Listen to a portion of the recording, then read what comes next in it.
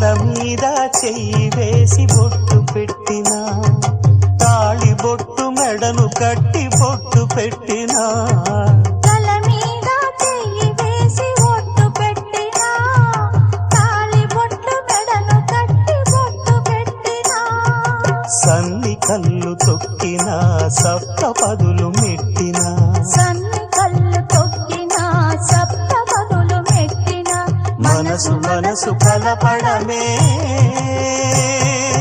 మంత్రం పరమార్థం.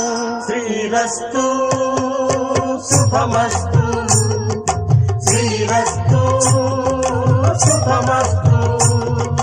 శ్రీకారం చుట్టుకుంది పెళ్లి పుస్తకం, ఇక ఆకారం దాచుతుంది కొత్త జీవితం.